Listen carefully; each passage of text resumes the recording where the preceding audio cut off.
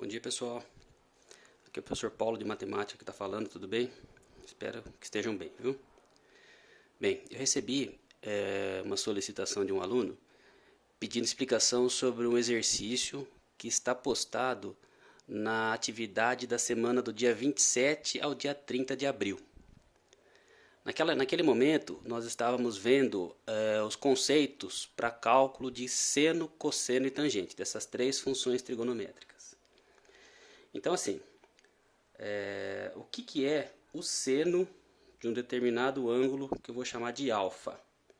Lembrando que, conceitualmente, através do ciclo trigonométrico, a gente entende o cálculo do seno, cosseno e tangente através de um triângulo retângulo, tá certo? Lembrando que triângulo retângulo é aquele triângulo que tem um ângulo reto, ou seja, um ângulo de 90 graus e é representado por esse símbolo aqui.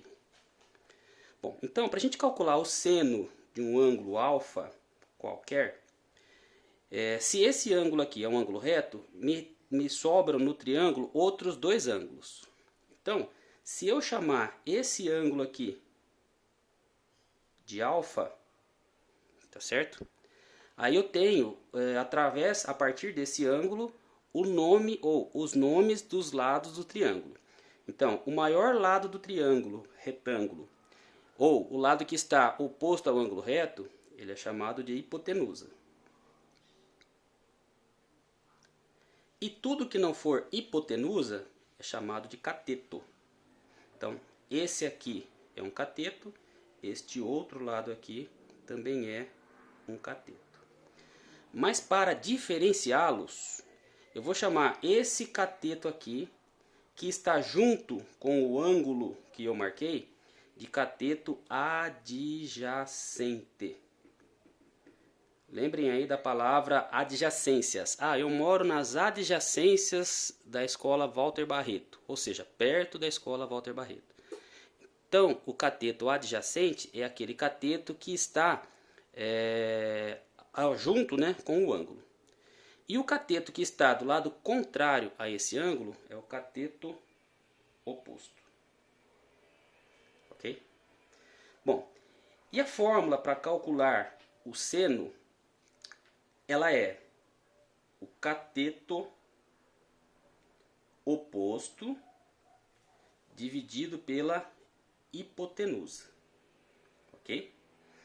Seguindo essas mesmas orientações, o cosseno desse mesmo ângulo alfa vai ser o cateto adjacente dividido pela hipotenusa. E a tangente desse ângulo alfa posso calcular de duas formas, fazendo o cateto oposto dividido pelo cateto adjacente, ou posso também calcular a tangente desse ângulo alfa fazendo a divisão do seno desse ângulo alfa dividido pelo cosseno desse ângulo alfa. Ok? Então, essas daqui são as fórmulas que nós temos para calcularmos o seno, o cosseno e a tangente de um determinado ângulo alfa a partir do triângulo retângulo. Só que aqui nós temos que tomar o seguinte cuidado. Eu falei que o ângulo alfa é esse ângulo aqui. Agora, se eu pegar esse mesmo triângulo, que é reto aqui nesse vértice, e ao invés de chamar esse ângulo aqui de alfa, eu falar que esse aqui é o ângulo alfa, veja que os lados mudam de nome. Hipotenusa sempre vai ser hipotenusa. Porém, os catetos,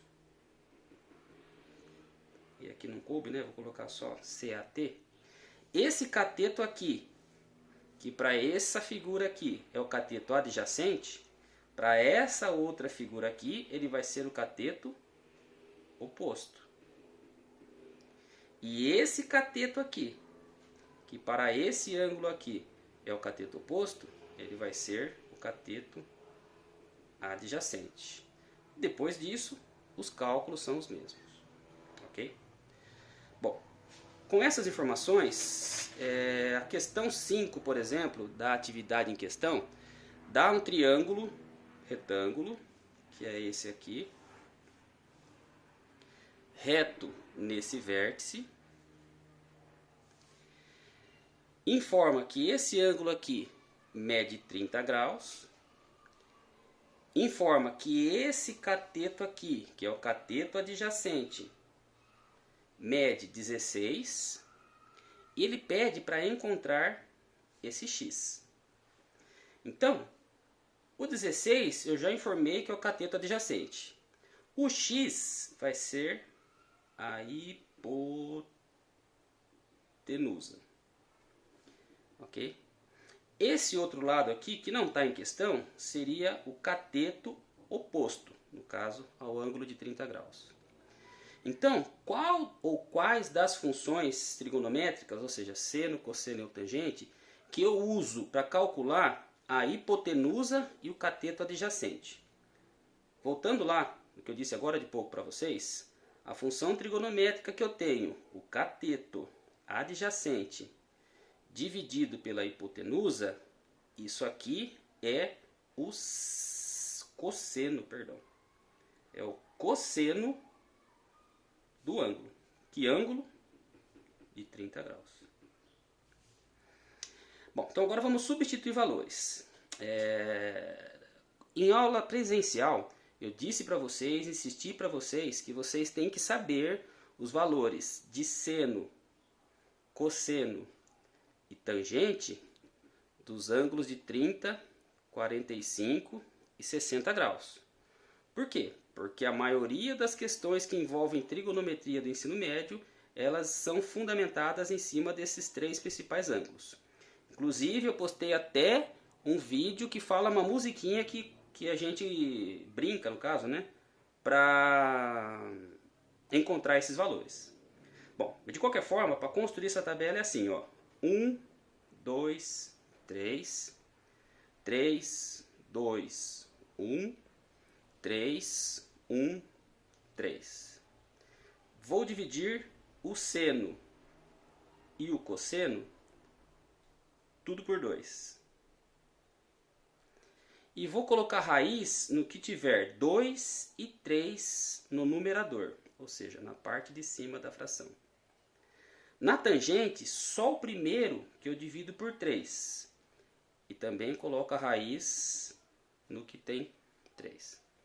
Então, com isso eu sei que o cosseno de 30 graus vale raiz de 3 sobre 2. Igual, substituir aqui, no lugar do cosseno de 30 graus, raiz de 3 sobre 2. Cateto adjacente, pela questão, vale 16. A hipotenusa, que eu coloquei H por ser hipotenusa, nessa questão para nós é representado por x. Substituo x. A partir daqui, acabou a dificuldade toda da questão. Basta eu efetuar uma multiplicação em cruz, porque eu tenho uma igualdade entre duas frações. Então, raiz de 3 vezes x, raiz de 3, x.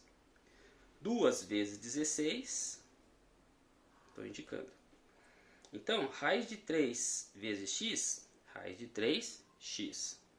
2 vezes 16, 32. Eu tenho raiz de 3 multiplicando o x aqui. Eu passo esse raiz de 3 para cá, dividindo. Então, vai ficar 32 dividido pela raiz quadrada de 3. Agora, existe uma propriedade matemática que me fala que eu nunca devo deixar a raiz no denominador. Então, o procedimento matemático para tirar essa raiz aqui do denominador é racionalizar essa fração. E racionalizar essa fração é eu multiplicar pela fração raiz de 3 sobre raiz de 3, sendo que essa raiz de 3 é o valor que eu preciso, teoricamente, sumir com ela. Continuando. 32 raiz de 3, 32 raiz de 3. No caso, aqui eu estou multiplicando, né? Numerador da primeira fração com o numerador da segunda fração. Embaixo a mesma coisa. Denominador da primeira fração com o denominador da segunda fração. Raiz de 3 vezes a raiz de 3 é a raiz de 9. Aí vocês podem falar, pô, professor, você falou que não pode ter raiz no denominador, era raiz de 3, virou raiz de 9. Só que 32 raiz de 3 eu só estou copiando. A raiz de 9 é 3, porque 3 vezes 3 é 9. Portanto, a resposta dessa questão é que x é igual a 32 raiz de 3 sobre 3. Ok? Espero que tenha entendido. Até a próxima.